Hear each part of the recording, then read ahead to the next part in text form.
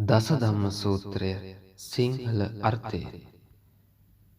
මෙය ශ්‍රවණය කිරීමෙන් ඔබ හැමදෙනාගේම සිත් සතන් සතුටු භාවයට පත්වේ, හැමදෙනාගේ ජීවිත ආලෝකමත් භාවයට පත්වේ, සියලු දෙනාටම යහපත, දියුණුව, ශාන්තිය උදාවේවා කියන අධිෂ්ඨානයෙන් දසධම්ම සූත්‍රයේ සිංහල අර්ථය ශ්‍රවණය කරන්න.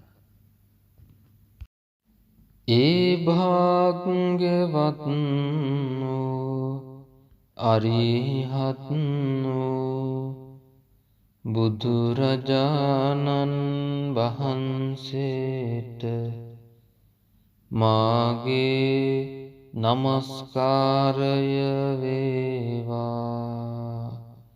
දෙවනුවද මාගේ නමස්කාරය වේවා. තෙවනුවද මාගේ නමස්කාරය වේවා. මා විසින් මෙසේ අසන ලදී.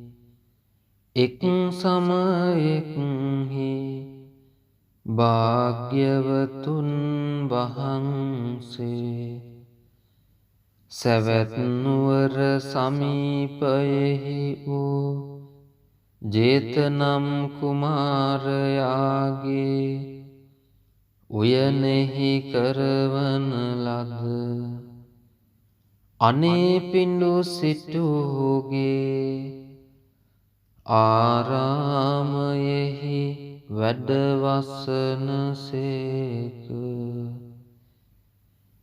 එකල්හි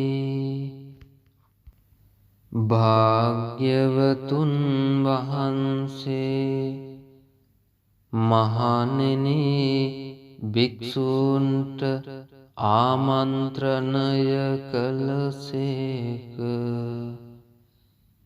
භික්ෂූහු එසේය වහන්සැයි උන්වහන්සේට පිළිවදන් දුන්හ.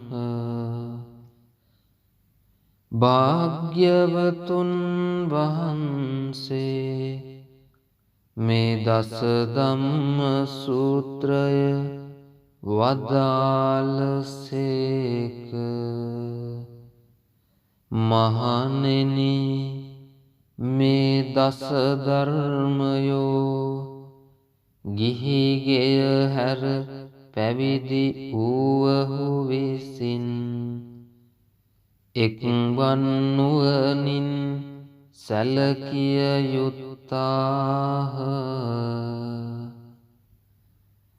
මම විවරණ භාවයට පැමිණෙමි.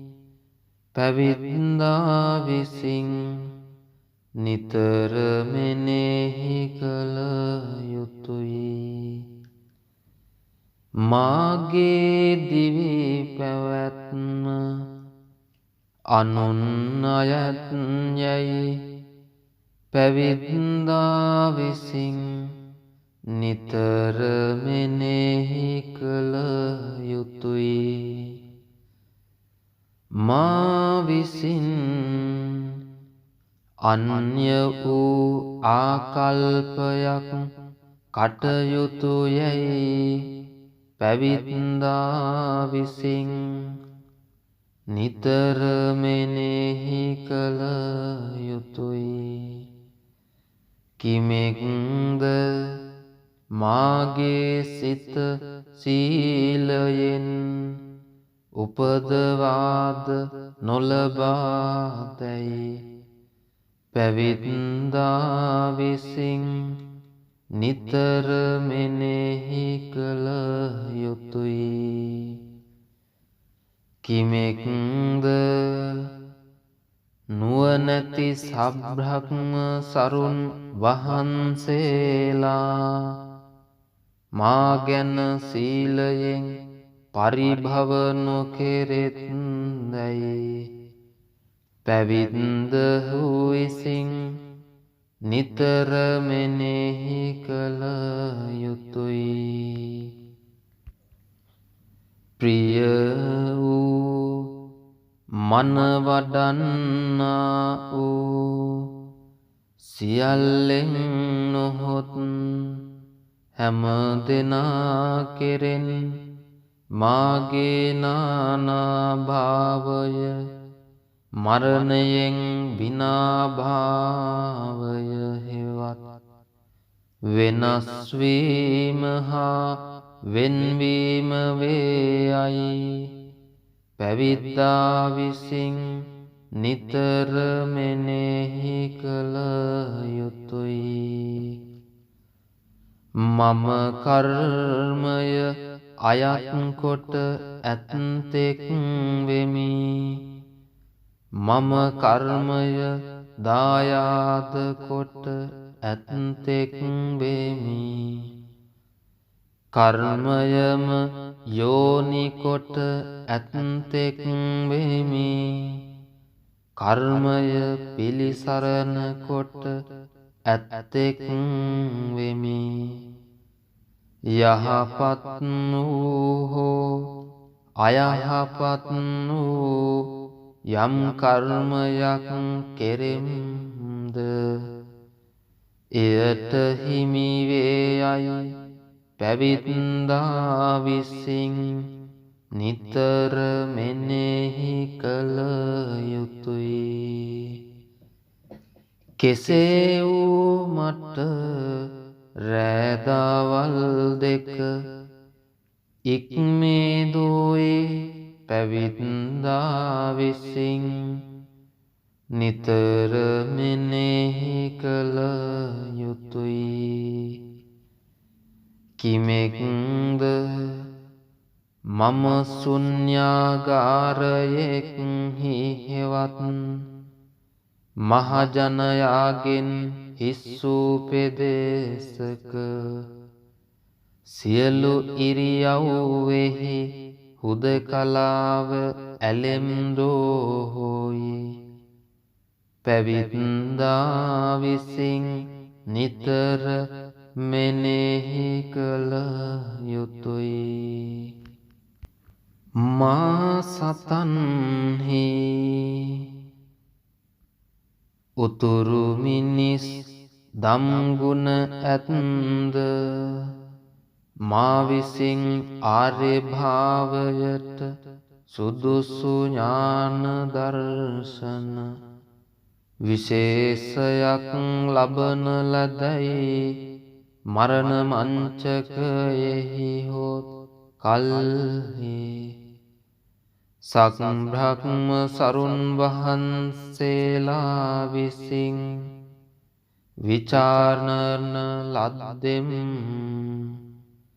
තේජස් රහිත නොවෙම්දැයි පැවිද්දා විසින් නිතර මෙනෙහි කළ යුතුයි. මහණෙනි මේ දස ධර්මයෝ ගිහිගෙය හැර මහණ වූවහු විසින් එක්වන්ව සැලකිය යුත්තාහ. භාග්‍යවතුන් වහන්සේ මේ දේශනාව මෙසේ වදාළසේක. සතුටු සිත් ඇති ඒ භික්ෂූන් වහන්සේලා භාග්‍යවතුන් වහන්සේගේ ධර්ම දේශනාව අසා විශේෂයෙන් සතුටු වූහ. මේ සත්‍යානුභාවයෙන් ඔබට සෙත් වේවා. මේ සත්‍යානුභාවයෙන් ඔබට සෙත් වේවා. මේ සත්‍යානුභාවයෙන් ඔබට සෙත්